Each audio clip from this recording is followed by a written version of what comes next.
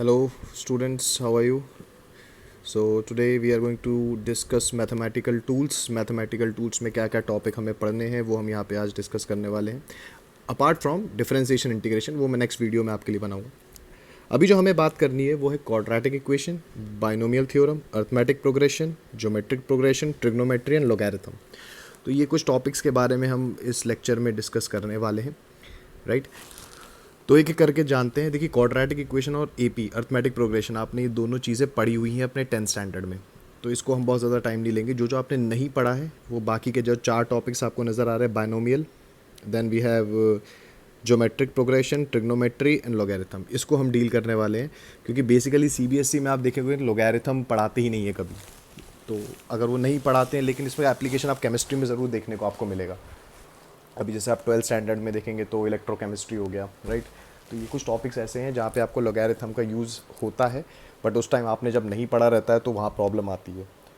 तो वो हम यहाँ पे डिस्कस करेंगे कैसे लॉग को हम डील करेंगे, है ना. ट्रिग्नोमेट्री भी आपने पढ़ी हुई है, बट कुछ आइडेंटिटीज़ हैं जो मैं यहाँ पे बहुत ज़्यादा यूज़ आता है नीट वगैरह में और जेई में भी स्पेशली. तो वो हम यहाँ पे डिस्कस करने वाले हैं, ठीक है. तो will start with quadratic equation, right. तो क्वाड्रेटिक इक्वेशन, क्वाड का मतलब क्या होता है. यहाँ पे अगर मैं वर्ड यूज़ करूँ क्वाड, क्वाड का मतलब होता है 4, मतलब 4. अब क्वाड में क्या होता है कि 4 आपके यहाँ पे नंबर्स या 4 equations, a x square plus b x plus c, ठीक है. तो यहाँ पे आप देख सकते हैं टर्म्स, जैसे मैं बोलूँगा यहाँ पे 4 टर्म्स आप देखने को मिलेगा आपको, ए बी सी और एक्स, ठीक है. अब यहाँ पे ए बी एंड सी ये क्या रहेंगे, are the constants, and X यहाँ पे क्या रहेगा, वेरिएबल रहेगा. अब यहाँ पे आप देख सकते हैं कि जो हाईएस्ट पावर ऑफ एक्स है यहाँ पे, वो हम कंसिडर करते हैं हमेशा हाईएस्ट पावर ऑफ एक्स, ठीक है. हाईएस्ट पावर ऑफ एक्स यहाँ पे क्या है, इस 2, ठीक है. तो यहाँ पे क्योंकि एक्स की पावर 1 भी है, जैसे बी का आप एक्सप्रेशन देख, बी का जो में बी के बगल में जो एक्स है उसकी पावर 1 है, तो हम यहाँ पे हाईएस्ट पावर ही कंसिडर करते हैं. इसका जो ग्राफ बनता है दैट इज़ अ पैराबोला. अब ये पैराबोला बनता है कि क्या बनता है, ग्राफ के लिए मैं एक अलग वीडियो बनाऊंगा, तो उसमें आपको कैटेगराइजेशन बताऊंगा कि कैसे आप ग्राफ्स को डील करते हैं, ठीक है. तो ग्राफ पैराबोला बनेगा इसका, ठीक है. अब सबसे पहले जितनी हाईएस्ट पावर रहती है, जैसे यहाँ पे हाईएस्ट पावर कितनी है, 2 है, तो इतने ही इसके रूट्स रहेंगे, ठीक है. तो इसको हम बोलते हैं roots of quadratic equation, roots of quadratic equation. अब रूट्स का मतलब क्या होता है, अगर x की वो वैल्यू अगर मैं इस इक्वेशन में डाल दूंगा तो ये पूरा जो एक्सप्रेशन है ज़ीरो हो जाएगा, ठीक है. x की कुछ ना कुछ वैल्यू ऐसी होंगी, 2 होंगी, ठीक है. क्योंकि जितनी हाईएस्ट पावर रहती है उतने ही उसके रूट्स निकल के आते हैं. इसको जीरोज ऑफ क्वाड्रेटिक इक्वेशन भी बोलते हैं. नाम से ही मतलब समझ में आ रहा है कि ये वैल्यू अगर आप इस क्वाड्रेटिक इक्वेशन में डाल दोगे तो आपका पूरा इक्वेशन ज़ीरो बन जाएगा, ठीक है. तो मान लीजिए यहाँ पे मैं x1 और x2 मान लेता हूँ, 2 वैल्यूज़ हैं, ठीक है. अब इसको निकालने का एक तरीका होता है जिसका फॉर्मूला आपने बचपन में सुना ही होगा, B square minus 4ac divided by 2a, ठीक है. जिनने क्वाड्रेटिक इक्वेशन पहले से 10th स्टैंडर्ड में पढ़ी हुई दे कैन स्किप, वो आगे बढ़ सकते हैं थोड़ा सा, जब जीपी और नए जो दूसरे टॉपिक्स आएंगे तो उससे आप कंटिन्यू कर सकते हैं, है ना. ठीक है, जिनने क्वाड्रेटिक इक्वेशन भूल गए वो ज़रा इसको बहुत ध्यान से समझिए. अब आप देख सकते हैं यहाँ पे इस इक्वेशन में कि प्लस माइनस 2 इक्वेशन आ रही है, तो यहाँ पे आपको अगर आप एक बार प्लस लेंगे तो आपको x1 मिलेगा और एक बार आप नेगेटिव लेंगे तो आपको x2 मिलेगा, ठीक है. अब ये जो ये अंडर रूट वाला जो टर्म है जिससे बोलते हैं बी स्क्वायर माइनस 4ac, इसको बोलते हैं डिस्क्रिमिनेंट, इसको बोलते हैं डिस्क्रिमिनेंट, ठीक है. तो अब इस पे पूरी चीज़ डिपेंड होती है, क्योंकि देखो ये रूट वाला टर्म है और मुझे पता है कि रूट के अंदर ना नेगेटिव आ सकता है, नेगेटिव तो आ ही नहीं सकता, ठीक है. तो नेगेटिव नहीं आ सकता, तो जो भी टर्म रहता है वो पॉजिटिव होना चाहिए या ज़ीरो भी चल जाएगा, ठीक है. तो इसमें 3 केस बनते हैं, इसको हम डी बोल देते हैं, बी स्क्वायर माइनस 4ac को मैंने बोल दिया डी. अब इसका पहला केस क्या बनता है साहब, डी आपका पॉजिटिव है, ठीक है. तो पॉजिटिव तो चल जाएगा, तो आप बोलेंगे जो रूट्स हैं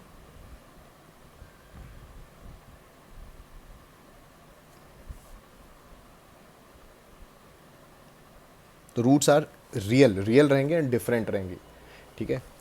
नंबर टू, अगर ये नेगेटिव हो गया तो आप बोलेंगे रूट्स आर इमेजिनरी। ये हम नहीं पढ़ते हैं ये, क्योंकि ये सब कॉम्प्लेक्स नंबर में आता है। तो मैथमेटिक्स में अगर आप कॉम्प्लेक्स नंबर पढ़ते हैं तो आपको इमेजिनरी रूट्स, कॉम्प्लेक्स नंबर, ये सब आता है, वो आप वहाँ पे डील करते हैं।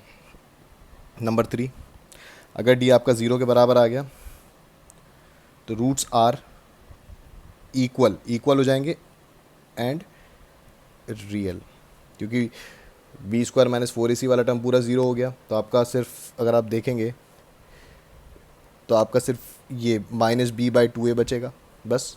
ये दोनों ही वैल्यू सेम रहेंगी और रियल रहने वाली हैं, राइट। ठीक है, तो इसको सॉल्व करने का मैं यही तरीका आपको बताऊंगा। आप ये डायरेक्टली फार्मूले में आपको सब्सटीट्यूट करना है, ठीक है, और आप इसके रूट्स निकालेंगे। Try not to do the middle term split method until and unless वो आपको दिख रहा हो वैसा, ठीक है, क्योंकि जो भी इक्वेशंस आएंगी वो थोड़ी कॉम्प्लिकेटेड रहेंगी।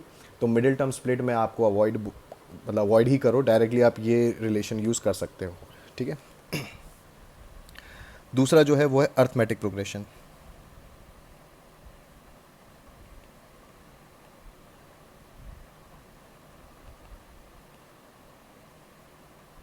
ठीक है, अर्थमेटिक प्रोग्रेशन मतलब एक बेसिकली सीरीज़ होती है, ये भी आपने 10th स्टैंडर्ड में पढ़ी हुई है।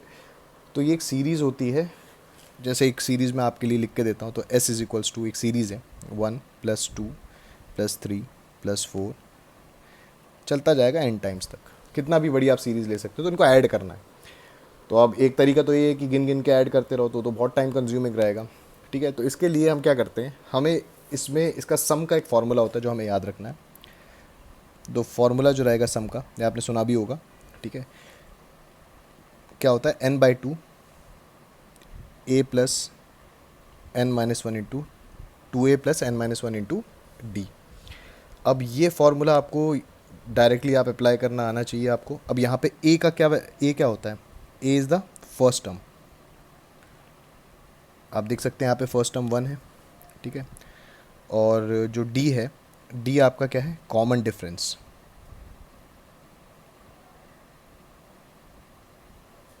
d आपका क्या हो जाएगा, कॉमन डिफरेंस, मतलब कोई भी दो टर्म के बीच का डिफरेंस। जैसे यहाँ पे इस केस में वो 1 है, ठीक है। आप कोई भी दो टर्म कॉन्जिक्यूटिव टर्म लेना है, ध्यान रखिएगा, आर्बिट्री कोई नहीं ले सकते आप, ठीक है। तो कॉमन डिफरेंस सेम होना चाहिए, तभी आप ये यूज़ कर सकते हो। अब जैसे यही वाला सम, ये वाली सीरीज़ लेता हूँ मैं, 1 + 2 + 3 + 4, बस यहीं तक मुझे ऐड करना है।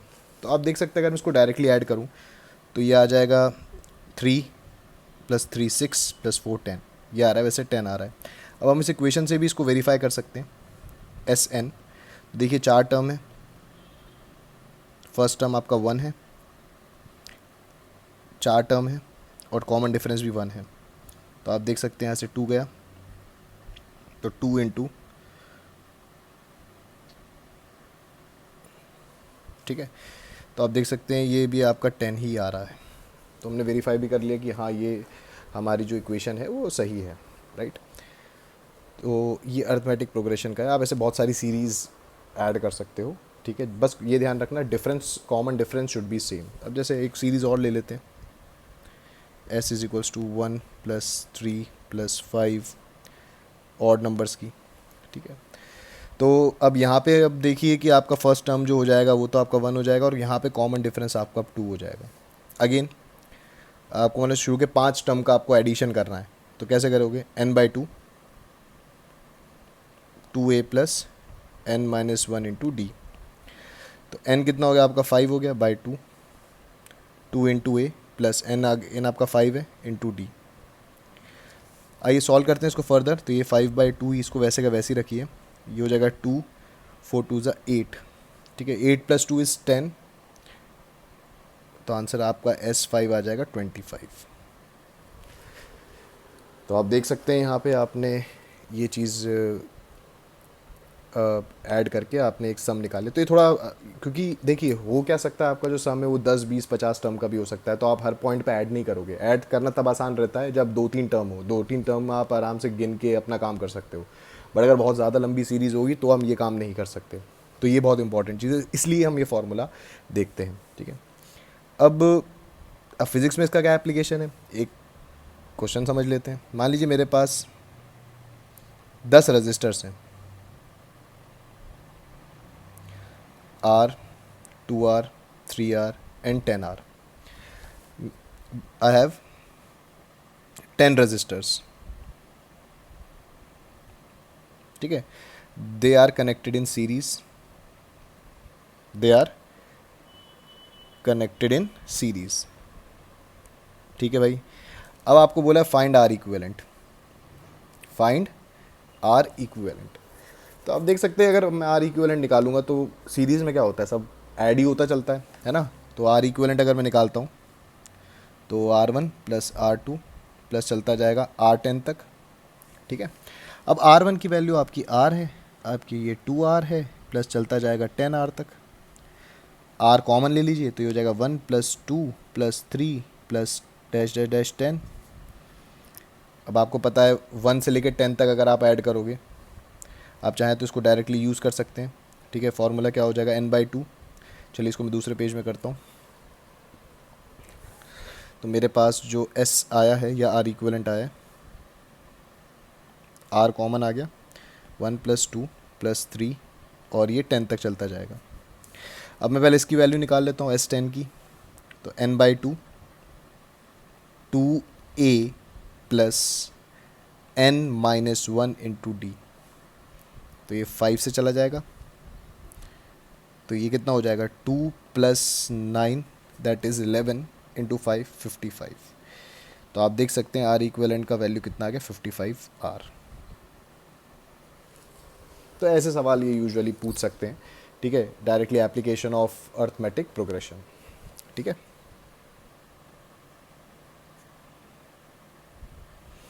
नाउ अब हम बात करते हैं इसका एक और टाइप की सीरीज़ होती है जिसे बोलते हैं ज्योमेट्रिक प्रोग्रेशन.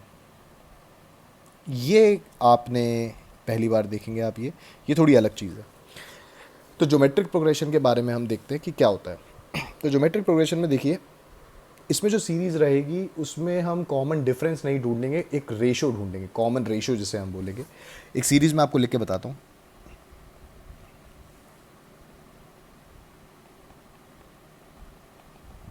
ऐसा. अब इसका जो, इसमें भी हमें दो ही चीज़ें देखनी. एक A is the first term, R आपका क्या हो जाएगा, कॉमन रेशो. इसमें बस डिवाइड करना है. जैसे आप अर्थमेटिक प्रोग्रेशन में सब्ट्रैक्ट करते थे, डिफरेंस देखते थे, यहाँ पे हम रेशो देखेंगे. इस केस में अगर आप आर का वैल्यू देखेंगे तो 1/2 डिवाइडेड बाय 1, तो आप देखेंगे 1/2 है. ये सबके लिए सेम रहेगा. ठीक है. तो ये आपका कॉमन रेशियो हो गया इस केस में. ठीक है. सो इसका जो फॉर्मूला होता है SN, वो होता है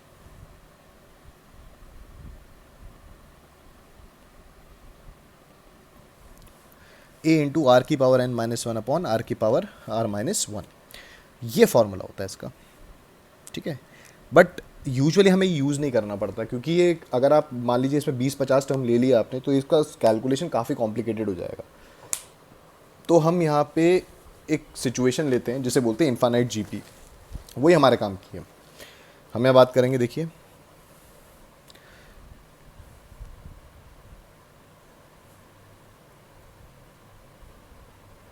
राइट. हम यहाँ पे बात करेंगे इन्फानाइट GP की. इन्फानाइट GP का मतलब क्या हो गया कि आपने जो टर्म, ये जो सीरीज़ ली हुई है 1 plus half plus 1/4 plus 1/8, infinite तक है. ठीक है. तो पहले मैं आपको इसके पीछे कंसेप्ट बताना चाहता हूँ कि क्योंकि जो मेरा फॉर्मूला आने वाला है वो इसी कंसेप्ट पे आने वाला है. ठीक है. मैं आपको कुछ टर्म्स लेता हूँ. जैसे मान लीजिए आपने कोई एक नंबर लिया है, फॉर एग्जांपल 1 की पावर इन्फानाइट. तो आप देखेंगे किसी की पावर अगर आप इन्फानाइट करते हैं तो उसकी अलग अलग वैल्यूज़ होती हैं. तो हम ये चेक करेंगे कि वैल्यूज़ कैसे डिफ़र करती हैं. तो आप देखिए 1 की पावर में आप कभी भी कुछ भी चढ़ा दीजिए, वो 1 ही रहेगा, कोई फ़र्क नहीं पड़ेगा. यही चीज़ अगर आपने 1 से बड़ी क्वांटिटी में पावर इन्फानाइट चढ़ा दी तो वो हमेशा इन्फानाइट हो जाएगा, क्योंकि जैसे जैसे चीज़ें 1 से बड़ी होती जाती तो उसका रिजल्ट और भी बड़ा होता जाता है. आप देखिए 2 का स्क्वायर 4, 2 की पावर 3 8, 2 की पावर 4 16. आप देखिए बढ़ता ही जाएगा ये. तो इन्फानाइट कर देंगे तो वैल्यू भी क्या हो जाएगी, इनफाइनाइट हो जाएगी. लेकिन अगर मैं एक नंबर और लूँ जो फ्रैक्शन में है, उसकी पावर इनफाइनाइट करूँगा, तो मैं इसको ऐसे लिख सकता हूँ तो 1 की पावर इन्फिनाइट तो 1 ही रहेगा, लेकिन 2 की पावर इन्फिनाइट इन्फिनाइट हो जाएगा। तो ये चीज़ देखेंगे अगर आप, तो ये ज़ीरो हो जाएगी। तो मैं इस वाले केस में इंटरेस्टेड हूँ। अब इस वाले केस में क्या है कि अगर आपका ratio, if the common ratio is between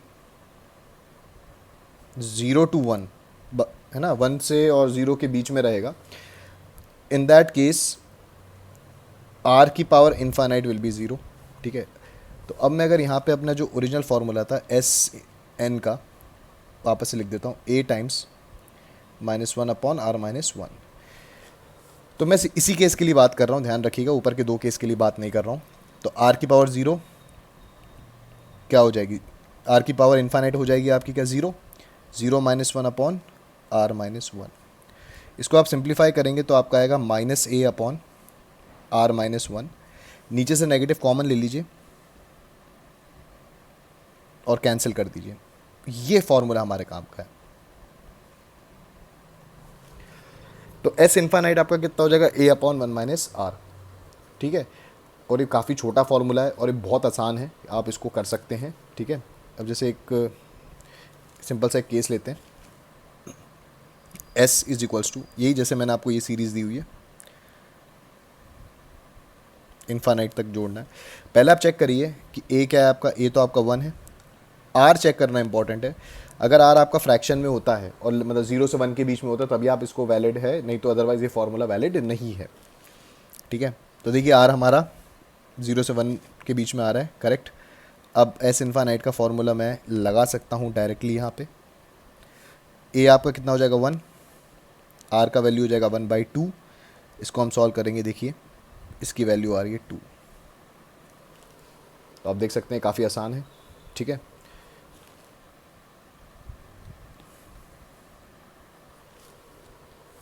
एक सीरीज़ और ले लेते हैं क्योंकि ये सीरीज़ बहुत ज़्यादा पूछी जाती है।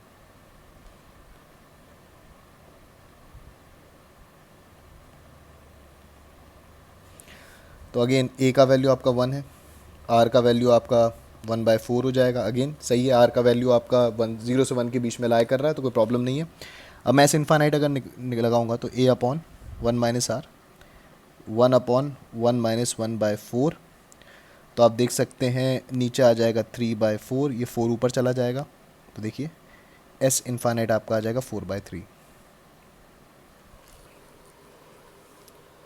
तो ये काफ़ी आसान रहता है, जीपी आसान है। मतलब आप तो ये सोच लो कि जब भी आपको इनफाइनाइट कहीं कहीं पर दिख जाए, क्योंकि ये चीज़ें बहुत अभी आने वाली हैं, जैसे ग्रेविटेशन में भी जीपी का सवाल बन जाएगा। ठीक है। और इलेक्ट्रोस्टैटिक्स भी देखेंगे तो उसमें भी आपको ये सब क्वेश्चन बन जाते हैं। तो पूरी चीज़ अगर जहाँ पे भी आपको इनफाइनाइट दिया रहेगा तो आप समझ जाना कि जीपी ही लगेगी, क्योंकि इनफाइनाइट एपी हम डील करते नहीं है। राइट। चलिए अब जैसे एक इससे सवाल और पूछते हैं। जैसे मान लीजिए मेरे पास इनफाइनाइट रजिस्टर्स हैं, वो मैंने ऐसे अरेंज किए हुए हैं।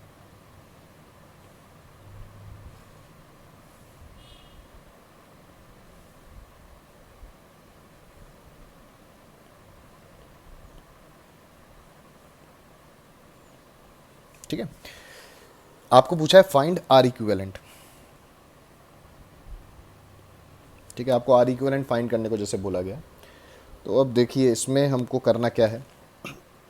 अब देखो ये दोनों तो सीरीज़ में हो जाएंगे 2r, ये हो जाएंगे 4r। ऐसे चलते चलते आपकी सीरीज़ बन जाएगी। और आप देखिए फिर सब पैरेलल में आ जाएंगे, मतलब ये r, ये 2r, ये 4r, ये सब के सब क्या आ जाएंगे, पैरेलल में आ जाएंगे। तो अगर मैं पैरेलल में कैसे करता हूँ, फॉर्मूला क्या होता है, 1/r equivalent is equals to 1/r1 + 1/r2 + 1/r3। चलता जाएगा ये। तो देख सकते हैं यहाँ पे आप इज इक्वल्स टू, पहली में तो r लगा हुआ है, दूसरे में देखिए 2r लगा हुआ है, फिर 4r लगा हुआ है, इन्फाइनाइट तक चलता जाएगा। और सिंप्लीफाई करिए, 1/r कॉमन ले लीजिए, 1 + 1/2 + 1/4, इन्फाइनाइट तक चलता जाएगा। अब इसका जो मैंने अभी आपको सम बताया था ऊपर, अगर हम देखेंगे तो ये 2 आ रहा था, देख सकते हैं आप यहाँ पे। तो हम डायरेक्टली इसको यूज़ कर सकते हैं। तो 1/r इक्विवेलेंट आपका कितना आ जाएगा, 2/r। तो r इक्विवेलेंट यहाँ से कितना आ जाएगा, r/2। तो ऐसे एक एप्लीकेशन में आ सकते हैं। काफ़ी और भी एप्लीकेशंस जैसे से आप आगे चैप्टर्स में बढ़ते जाएंगे वैसे वैसे आपको एप्लीकेशंस में मिलते जाएंगे, ठीक है, राइट। तो this was about geometric progression, है ना। तो ये बेसिक है। अभी मैं इसके और ज़्यादा हाई लेवल एग्जांपल्स इस वीडियो में नहीं ले रहा हूँ, लेकिन डेफिनेटली मैं आपके कुछ ऐसे वीडियोस में बनाने वाला हूँ जिसमें मैं ग्रेविटेशन, इलेक्ट्रोस्टैटिक्स, इन सब के भी सबको मर्ज करके मैं आपके लिए ये एक सेशन ले लूँगा। तो उसमें और क्लैरिटी आ जाएगी आपको कैसे करना है ना।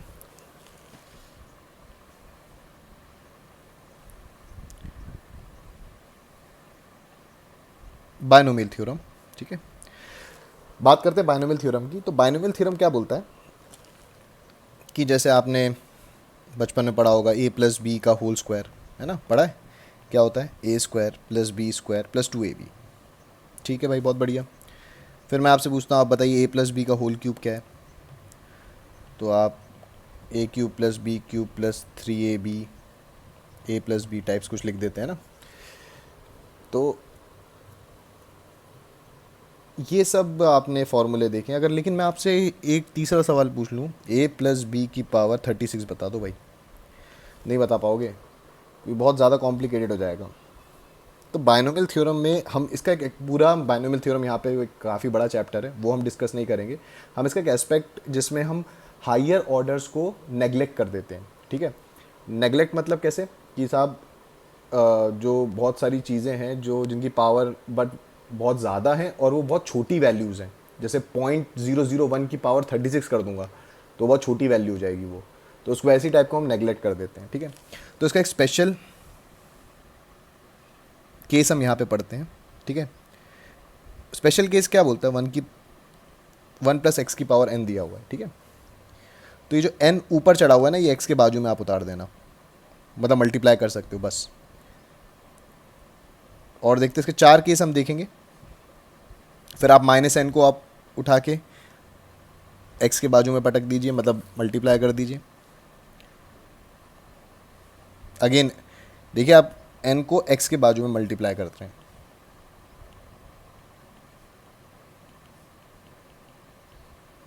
अब ये x क्या है और ये 1 क्या है।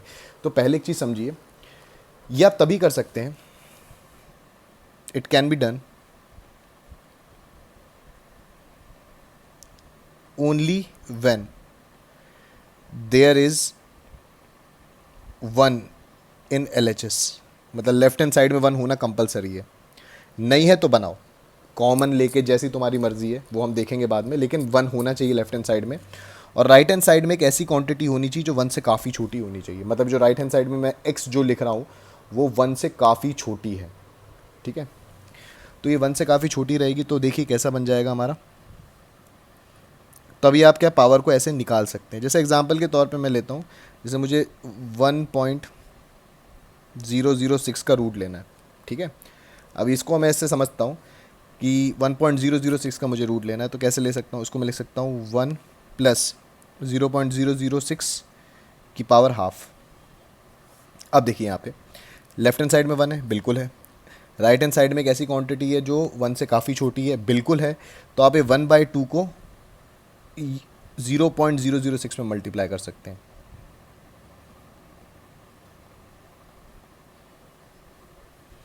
तो आप देख सकते हैं ये आ जाएगा 0.003, तो आंसर आ जाएगा 1.003। आप कैलकुलेटर से अभी अगर इसको करेंगे तो 1.0029 आएगा। तो ये अप्रॉक्सीमेटली सही है, मतलब कैलकुलेटर की ज़रूरत तो नहीं पड़ रही कम से कम हमें, ठीक है। तो ये थोड़ा सा आसान तरीका है। जैसे एक और ले लेते हैं आपके लिए क्वेश्चन, क्यूब रूट निकाल लीजिए।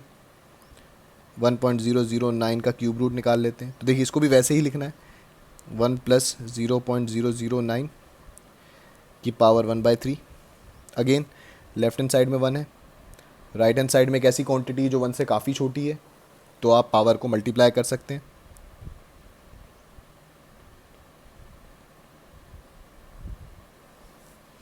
तो आप देख सकते हैं ये आएगा 1 प्लस 0.003। अब आप लिख सकते हैं 1.003, ये आपका आंसर आ जाएगा। तो ये बाइनोमियल थ्योरम थोड़ी सी हमारी है, राइट।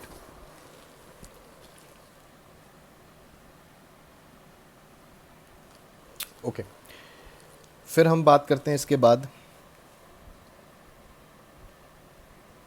ट्रिग्नोमेट्री की। ठीक है, ट्रिग्नोमेट्री में क्या क्या याद रखना है आपको, ये ध्यान से समझिए। तो ट्रिग्नोमेट्री में आपको सबसे 2-3 चीज़ें मैं आपको बताऊंगा जो हमारे लिए सबसे ज़्यादा इंपॉर्टेंट है। साइन थीटा, कॉस थीटा, सबसे पहले तो आप इनकी वैल्यूज़ याद रखिए। ठीक है, 0, 45, 30, 60, 90, ये सब वैल्यूज़ याद हैं आपको। कुछ वैल्यू आपके लिए मैं लिख रहा हूँ यहाँ पे। Sign 37, cos 37। साइन 37 होता है 3/5, कॉस 37 होता है 4/5। साइन 53 कितना होता है 4/5, कॉस 53 होता है 3/5। ठीक है, अब आप इन दोनों को ऐसे डिवाइड करोगे तो tan 37 का वैल्यू आ जाएगा, दैट इज़ 3/4। और इसको डिवाइड करेंगे तो tan 53 का वैल्यू आ जाएगा 4/3। ठीक है, तो ये कुछ वैल्यूज़ आपको याद रखनी है, इंपॉर्टेंट है, क्योंकि अभी लॉज ऑफ मोशन में अगर आप देखेंगे या कोई भी आप आने वाले चैप्टर्स में देखेंगे तो आपको सारे एंगल्स 37, 53 के टर्म्स में दिए जाएंगे। 30, 60 तो बचपन में करते थे, यहाँ पे आपको देखेंगे तो आपको ऐसे ही दिया जाएगा, राइट। तो सबसे इंपॉर्टेंट चीज़ ये है, sine square theta plus cos square theta is 1, 1 plus tan square theta is sec square theta, 1 plus cot square theta is cosec square theta. ये भी आपको याद ही होगा, ठीक है। और आगे देख लेते हैं।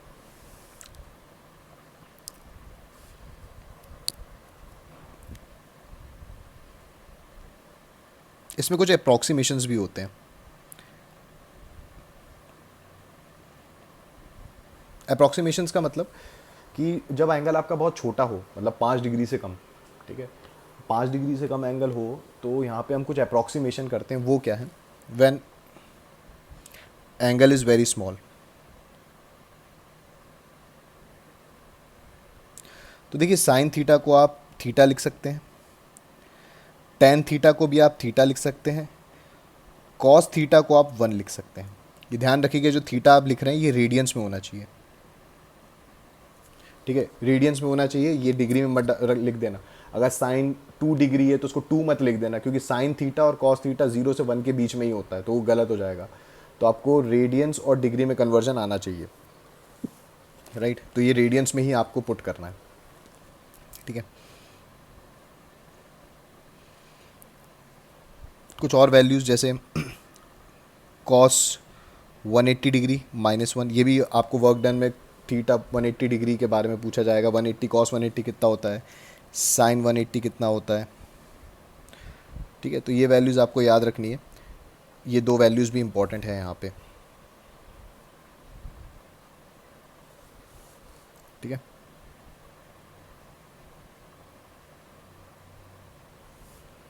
ज़ीरो, 90, 180, 270 और 360, ठीक है।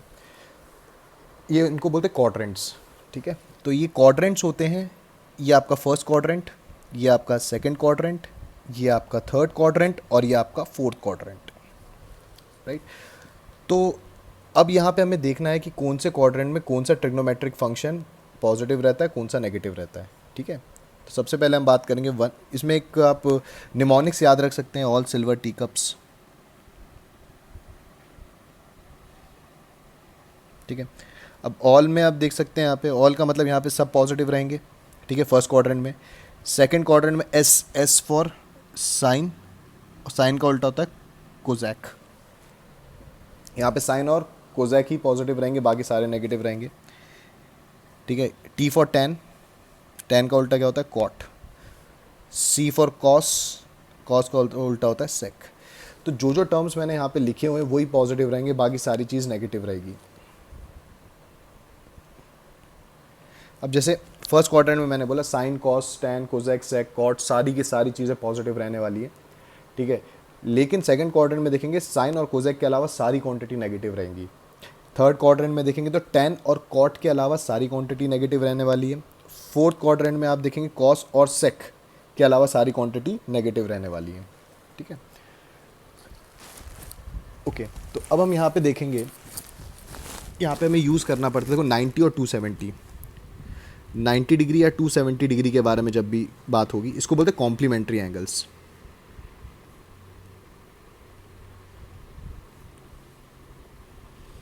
ज़ीरो या 360, 360 बोल दो, या 180 डिग्री, इनको बोलते हैं सप्लीमेंट्री एंगल्स,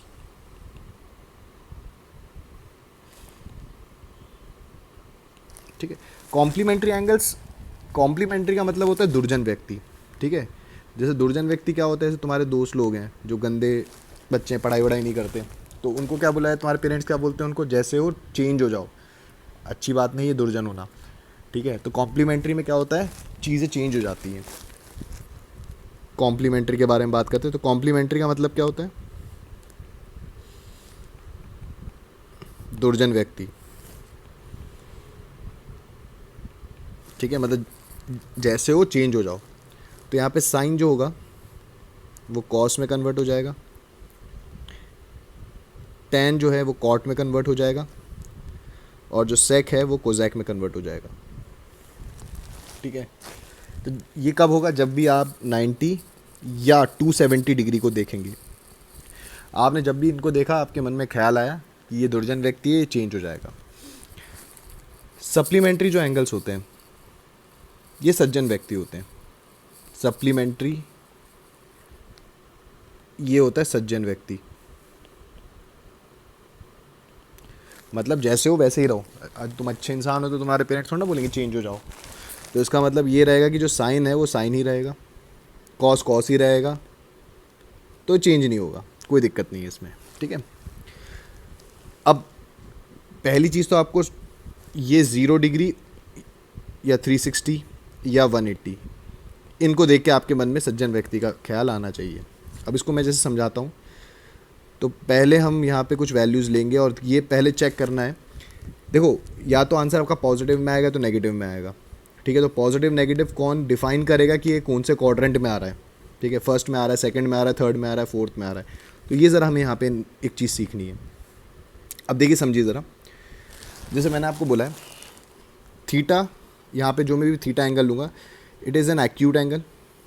पहली चीज़ आपको इसको एक्यूट एंगल मानना है, मतलब 0 से 90 के बीच की कोई भी वैल्यू मान सकते हैं, ठीक है। अब जैसे सबसे पहला केस लेता हूँ मैं, साइन ऑफ 90 प्लस थीटा की वैल्यू क्या है। तो सबसे पहले आप इसको देखिए, 90 दिखा, 90 का मतलब क्या है आपके दिमाग में आया, दुर्जन व्यक्ति। दुर्जन व्यक्ति को क्या बोलेंगे, जैसे हो चेंज हो जाओ। साइन साइन नहीं रहेगा, साइन चेंज होके क्या बन जाएगा, कॉस। अब थीटा कोई भी एक एक्यूट एंगल ले लेते हैं, अगर अपन 5 डिग्री मान लो, तो 90 प्लस थीटा, अगर आप 90 प्लस थीटा को नोटिस करेंगे तो देखिए सेकंड क्वाड्रेंट में आ रहा है। 90 प्लस थीटा मतलब देखो इस डायरेक्शन में, मतलब सेकंड क्वाड्रेंट में आ रहा है। तो आप देख सकते हैं कि सेकंड क्वाड्रेंट में साइन जो रहता है वो पॉजिटिव रहता है, क्योंकि ये सेकंड क्वाड्रेंट में है। तो देखिए प्लस कॉस थीटा हो जाएगा, तो आंसर आपका क्या हो जाएगा, प्लस कॉस थीटा। लेकिन यही चीज़ अगर मैं आपको बोलूँ कॉस 90 प्लस थीटा, बताओ भाई, तो देखो चेंज तो हो गई क्योंकि दुर्जन व्यक्ति है, बट सेकंड क्वाड्रेंट में आपका जो कॉस होता है वो नेगेटिव हो जाता है। तो इसलिए देखो यहाँ पे माइनस साइन थीटा आएगा। अब जैसे 180 प्लस थीटा लिख देता हूँ, 180 को देख के मन में क्या ख्याल आया कि साहब ये तो सज्जन व्यक्ति है, तो साइन साइन ही रहेगा, साइन साइन ही रहेगा। लेकिन 180 प्लस थीटा अगर आप नोटिस करेंगे तो ये देखिए थर्ड क्वाड्रेंट में आ चुके हैं, क्योंकि 180 प्लस थीटा मतलब 185 ले लो, थीटा को अगर 5 डिग्री ले रहे हो तो थर्ड क्वाड्रेंट में सिर्फ टैन और कॉट पॉजिटिव रहते हैं, तो साइन नेगेटिव हो जाएगा। तो लास्ट में आंसर आपका ये नेगेटिव हो जाएगा। तो ऐसे आप कोई भी वैल्यू ले लीजिए। जैसे अब एक क्वेश्चन मैं आपके लिए छोड़ता हूँ, इसका बताइए। चलिए, मेरे ख्याल से आपने ट्राई कर लिया होगा पॉज करके, ठीक है। अब हम देखते हैं इसको, जैसे 270 है, 270 मतलब दुर्जन, कॉट 10 में कन्वर्ट हो जाएगा, और 270 प्लस थीटा मतलब फोर्थ क्वाड्रेंट, फोर्थ क्वाड्रेंट में आपका कॉट नेगेटिव रहता है, तो इसलिए आंसर आपका क्या हो जाएगा, नेगेटिव हो जाएगा, ठीक है। कुछ क्वेश्चंस मैं आपको और दे देता हूँ, आप ट्राई कर सकते हैं।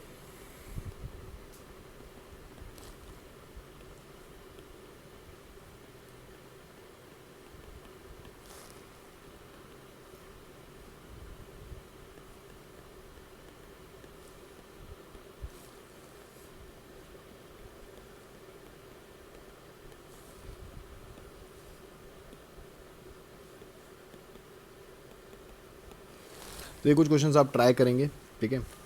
इनकेस फिर भी आपको कोई दिक्कत है तो बताइएगा, ठीक है। तो पहले थोड़ा सा मैं आपको हिंट दे देता हूँ करने के लिए। सबसे पहला कॉम्प्लीमेंट, ये आएगा आपका सप्लीमेंट्री, और कौन से क्वाड्रेंट में आएगा, सेकंड क्वाड्रेंट में आएगा। ये भी आपका सप्लीमेंट्री रहेगा, और ये फर्स्ट क्वाड्रेंट में आएगा, क्योंकि 360 प्लस थीटा है, देखिए, तो 360 प्लस थीटा यहाँ पे आ जाएगा, राइट। कॉम्प्लीमेंट्री और 90 माइनस थीटा, मतलब 90 में से 5 माइनस करो तो 85, मतलब फर्स्ट क्वाड्रेंट में आ जाएंगे हम, तो ये फर्स्ट क्वाड्रेंट में आ जाएगा। अगेन कॉम्प्लीमेंट्री है, और 270 माइनस थीटा, मतलब 270 में से माइनस थीटा करेंगे आप, तो देखिए आप कहाँ पहुँच गए, आप यहाँ पहुँच जाएंगे थर्ड क्वाड्रेंट में। 180 प्लस थीटा, 180 देख के मन में क्या ख्याल आया, सप्लीमेंट्री सज्जन व्यक्ति,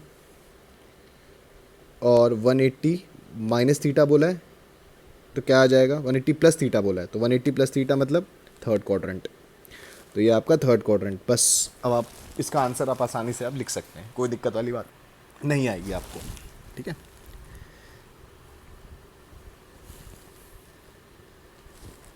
नाउ ये ट्रिग्नोमेट्री में एक इम्पॉर्टेंट चीज़ थी। बाकी मैं आपको एडवाइस करूँगा, जैसे कुछ फॉर्मूलेज होते हैं, sine of A plus B, sine of A minus B, ये सब आप याद रख लीजिए, ये आपको कोई भी टेक्स्ट बुक में मिल जाएगा, लेकिन ये बिल्कुल याद रखिएगा। Sign A plus sine B, cos A plus cos B, sign A minus sine B, cos A minus cos B, ठीक है। इस टाइप के जितने भी फॉर्मेट्स हैं ये आपको लर्न करना है एनी केस, ठीक है। ये बहुत ज़्यादा पूछे जाते हैं, है ना। अब कुछ और हमारी आइडेंटिटी रहती है जो सबसे ज़्यादा यूज़ होती है। सबसे पहला sign to theta, sign to theta का फॉर्मूला आप हमेशा याद रखिएगा, 2 sine theta into cos theta, ठीक है। अब आप देख सकते हैं यहाँ पे थीटा आधा हो गया है, तो इसको आप साइन थीटा के फॉर्मेट में भी लिख सकते हैं, जैसे 2 sine theta by 2 cos theta by 2। देखिए आपने एंगल को आधे कर दिए इधर, ये देखिए यहाँ पे 2 थीटा था तो यहाँ पे आधा हो गया है, तो आप कोई भी एंगल कर सकते हैं, ऐसा नहीं है। साइन 3 थीटा लिख लिया आपने, तो आगे तो 2 ही रहेगा, ध्यान रखिएगा, बस एंगल को आधा करते जाइए। जो मर्जी साइन 4 थीटा, जितने भी साइन है सबके लिए आप कर सकते हैं, कोई दिक्कत वाली बात नहीं है, ठीक है।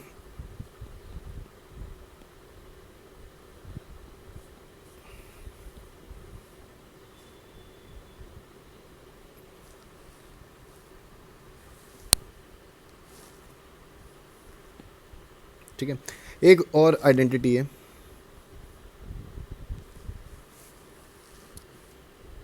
जो आपको याद रखनी है, ठीक है। ये मैं डायरेक्टली लिख रहा हूँ, यहाँ पे भी आप देखिए आपका एंगल बेसिकली आधा ही हो गया है, ठीक है। जैसे साइन स्क्वायर थीटा को आप सिंगल पावर में भी कन्वर्ट कर सकते हैं। एक सेकंड, यहाँ पे मैं अच्छे से लिख देता हूँ, साइन स्क्वायर थीटा, ठीक है। तो आप देख सकते हैं यहाँ पे भी यहाँ पे एंगल आपका डबल हो गया है, ठीक है। तो आप इसको भी कन्वर्ट कर सकते हैं, अगर माइनस रहेगा तो साइन होगा, और तीसरा फॉर्मेट क्या है,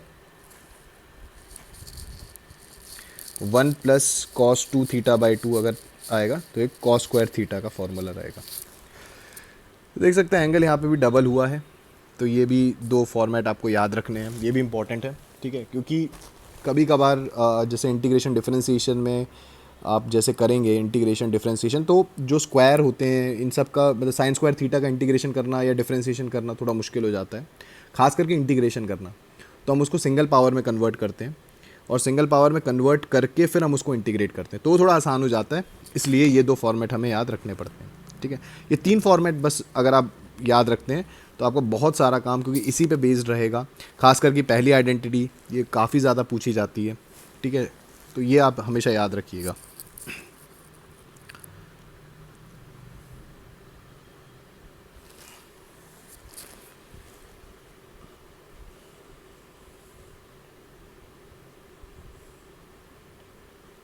लोगैरिथम, ठीक है। तो लोगैरिथम का जो इन्वेंशन हुआ था, या पहले जब लोगैरिथम के बारे में किसी ने सोचा था, वो क्या सोचा था? पहले ज़माने में कैलकुलेटर्स नहीं होते थे, ठीक है। तो कैलकुलेटर नहीं थे तो क्या किया जाए, तो मल्टीप्लिकेशन डिवीजन करना चीज़ों में मुश्किल हो जाता था। जैसे अगर मैं आपसे बोलूँ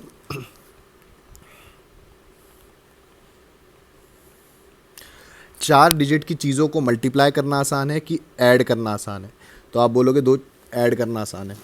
वही चीज़ अगर मैं बोलूँगा 4 डिजिट है कोई 4392 डिवाइडेड बाय 4321, इनको डिवाइड करना आसान है या फिर सब्ट्रैक्ट करना आसान है, तो आप मुझे बोलोगे सब्ट्रैक्ट करना आसान है।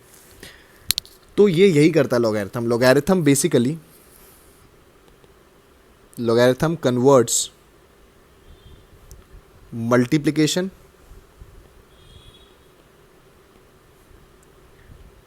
into addition and division into subtraction।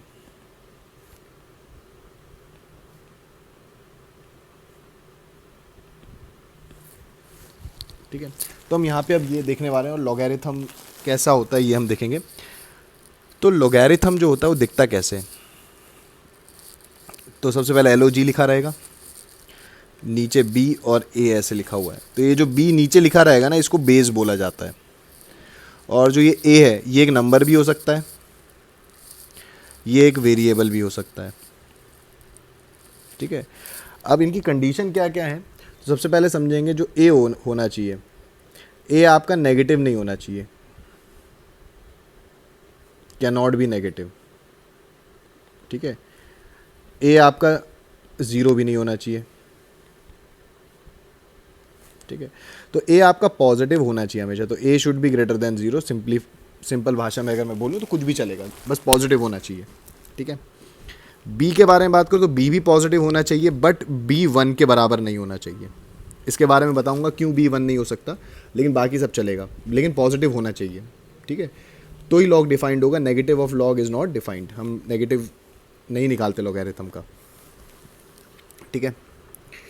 तो लॉग दो टाइप के होंगे,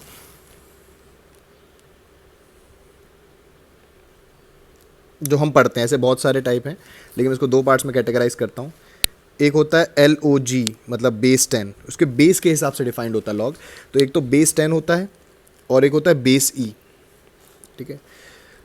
इसको सिर्फ LN भी बोला जाता है, L और N लिखा रहेगा, समझ जाना वो बेस E वाले के बारे में बात कर रहे हैं। इसको नेचुरल लॉग भी बोला जाता है, नेचुरल लॉग, ठीक है।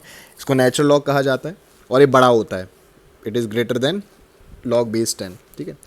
तो अगर ये सिर्फ LOG लिखा रहेगा तो समझ जाना बेस 10 के बारे में ही बात हो रही है। अगर बेस नहीं लिखूँ और LOG लिखूँ तो समझ जाना कि यहाँ पे बेस 10 के बारे में बात हो रही है, ठीक है। तो हमें सिर्फ यही दो डील करने रहते हैं, ठीक है। और आपको इन दोनों में रिलेशन भी पता होना चाहिए। तो हम relation between LOG and LN इसके बारे में बात करें तो LN is equals to 2.303 into LOG होता है, ऑफ सेम नंबर। ये ध्यान रखना, कोई भी आप नंबर ऐसे नहीं लिख सकते कि LN2 is equals to 2.303 log 3, नहीं, सेम नंबर होना चाहिए। इसको समझने के लिए एक एग्जांपल लेता हूँ मैं। If log 2 is 0.3 then find LN2। तो देखिए ये दोनों नंबर सेम होने चाहिए, तभी आप ये वैलिड हो सकता है। तो LN2 is equals to 2.303 times log 2। अब आप देख सकते हैं log 2 का वैल्यू आपको क्वेश्चन में दिया हुआ है, जैसे इसको सॉल्व कर लेंगे, हमारा आंसर आ जाएगा। ठीक है, कैन बी सॉल्व। तो ये चीज़ इंपॉर्टेंट है यहाँ पे जो हमें देखनी है। तो ln2 is equal to 2.3, ln2 is equal to 2.303 times log 2। ठीक है,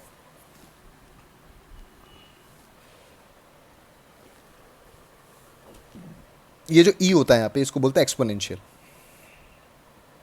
ठीक है, ये कांस्टेंट होता है एक्सपोनेंशियल। ठीक है, इसका वैल्यू होता है 2.71, ई का वैल्यू अप्रॉक्सीमेटली 2.71 होता है। जैसे आप सुना भी होगा तुम लोगों ने कि कोई चीज़ एक्सपोनेंशियली इंक्रीज़ हो रही है, तो मतलब हर बार वो 2.71 टाइम्स इंक्रीज़ हो रही है।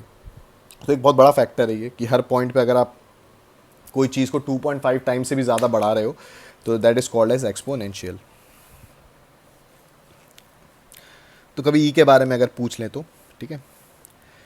अब इनकी कुछ प्रॉपर्टीज़ हैं वो हम देखेंगे। सबसे पहली property, log m into n होता है। देखिए मल्टीप्लिकेशन को मैंने एडिशन में कन्वर्ट कर लिया, but log m into log n कुछ नहीं होता है, ध्यान रखना ये चीज़, ये कुछ नहीं होता है, ये फॉर्मूला नहीं होता कुछ। log m by n log n होता है। ध्यान रखिए again, log m divided by log n करूँगा तो ये कुछ नहीं होता है।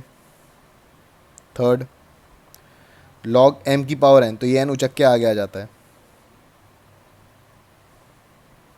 तो ये हो जाएगा n log m। ठीक है, लेकिन अगर मैं log m whole to the power n लिखूंगा तो वो n log m नहीं होता है, ये गलत है, ये ध्यान रखना। इसलिए मैं दोनों फॉर्मेट लिख के बता रहा हूँ कि गलती आपसे ना हो। ठीक है, सॉरी 4 हो जाएगा आपका। अब जैसे आपको बेस चेंज करना है,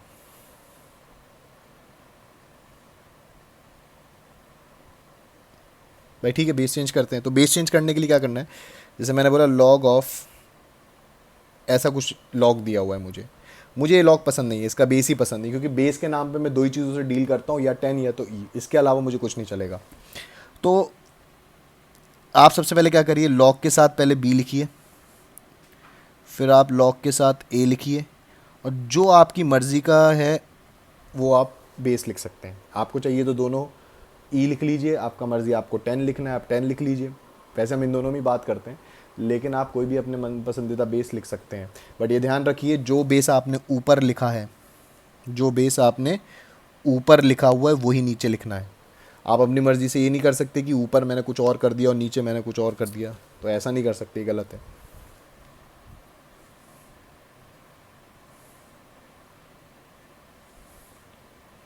इंटरचेंज ऑफ बेस, जैसे कि log बी ए है, ठीक है, बेस ए दिया हुआ है, तो अगर आप इसको इन्वर्स कर देते हो तो देखिए बेस और इसके बाजू वाले नंबर का पोजीशन भी चेंज हो गया। अब देखो बी आपका बेस बन गया है और ए आपका जो साइड में आता है वो बन गया है। यहाँ पे देखो ए आपका बेस था, तो आप इन्वर्स ले लीजिए तो आपका काम बन जाएगा। ठीक है,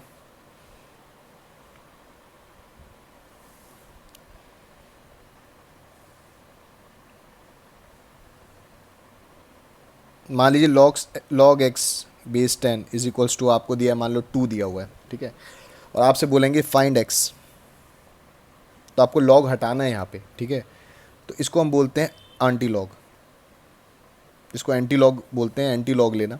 तो होता क्या है, ये जो x है ना, ये x ये 10 को फेंक के मारेगा इसके मुंह पे 2 के।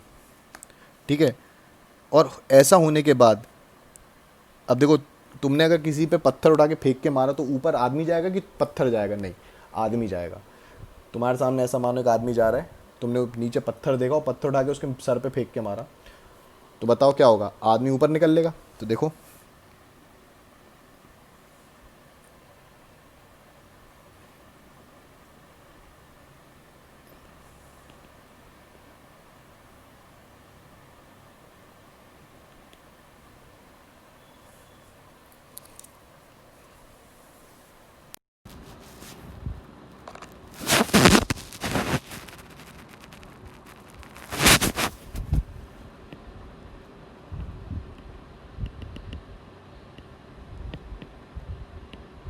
ओके, ये थोड़ा सा एक्चुअली एक इशू आ गया था। हाँ, कंटिन्यू। तो ये देख सकते हैं आप कि x जो हो जाएगा, देखिए 2 ऊपर निकल लिया। इसको मानिए ये आपका आदमी था और ये आपने पत्थर, ये जो था ये आपका पत्थर था, तो पत्थर फेंक के मारोगे, देखो आदमी ऊपर निकल लिया, देखो ये आदमी ऊपर टंगा हुआ है। ठीक है, इसको बोलते हैं एंटी लॉग लेना। तो कभी अगर ऐसी सिचुएशन आ जाए तो आप ये कर सकते हैं। ठीक है, तो इसको बोलते हैं एंटी लॉग। तो ये कुछ प्रॉपर्टीज़ है जो आपको याद रखनी है। अब इसका यूज़ आपको इलेक्ट्रोकेमिस्ट्री वगैरह में काफ़ी आता रहेगा। ठीक है, तो केमिस्ट्री जब भी आप पढ़ोगे तो आपको ये चीज़ समझ में आती रहेगी। अब यहाँ पे कुछ वैल्यूज़ आपको याद रखनी है। वैल्यूज़ ऑफ लॉग, लॉगैरिथम याद रखना है। ध्यान रखिएगा ये बेस 10 के बारे में ही बात कर रहा हूँ मैं। ठीक है, तो जैसे log 1 आपका 0 होता है, log 2 आपको 0.3, log 3 होता है 0.47, log 5 आपका 0.6 के आसपास हो जाएगा, log 7 आपको हो जाएगा 0.8 के आसपास, और log 10 आपको याद रखना है 1। बस ये वैल्यूज़ आप 6 याद रखिए, बाकी आपका काम बन जाएगा, आप कोई भी वैल्यू निकाल सकते हो। ठीक है, एग्जाम्पल के तौर पे जैसे मुझे निकालना है log 4, तो log 4 को मैं क्या लिख सकता हूँ, 2 स्क्वायर लिख सकता हूँ, 2 चक के आगे आ जाएगा। log 2 का वैल्यू क्या है, देखिए 0.3। अब यहाँ पे ऑब्वियसली log 5 का वैल्यू 0.65 या 67 के आसपास रहता है, इसलिए मैंने एक ही डिजिट ली है, तो आप उसको 2 डिजिट में वैल्यूज़ देख सकते हैं, तो अप्रॉक्सीमेटली इतना आ जाएगा इसका। ठीक है, अगर आपको log 6 निकालना है तो आप इसको लिख सकते हो log of 2 into 3, log 2 plus log 3। देखिए log 2 और log 3 दोनों का वैल्यू हमें पता है। log 9,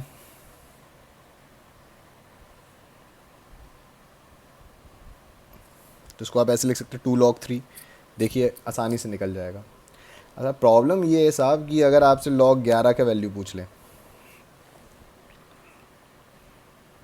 बोलो log 11 का वैल्यू कैसे निकालोगे, तो इसको निकालने का कोई तरीका नहीं है, आप कुछ भी कर लो, ये एक प्राइम नंबर है। तो इसके लिए आप हमेशा क्या करना, log 10 और log 12 आजू बाजू नंबर वाले का एवरेज ले लेना, इससे आपको अप्रॉक्सीमेट वैल्यू मिल जाएगी।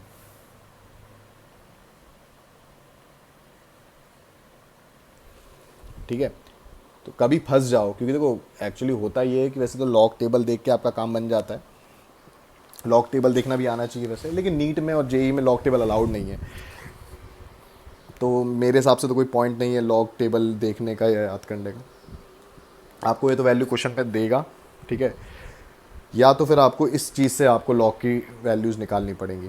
तो ये चीज़ ध्यान रखना कि लॉग जब भी आए आपको ये 6-7 वैल्यू आप याद रख लीजिए जो मैंने लिख के दी हैं आपको। ठीक है, ऊपर ये वैल्यूज़ आप याद रखिए, और इससे आप बाकी प्रॉपर्टीज़ लगा लगा के आप लॉग का वैल्यू मतलब और बाकी लॉग का वैल्यू आप निकाल सकते हो। हालांकि इतना भी कैलकुलेशन नहीं दिया जाएगा, डायरेक्टली आपसे पूछा जाएगा और मतलब वैल्यूज़ आपको क्वेश्चन में मेंशन रहेंगी, तो आप डायरेक्टली यूज़ कर सकते हो। तो आज के लिए इतना ही।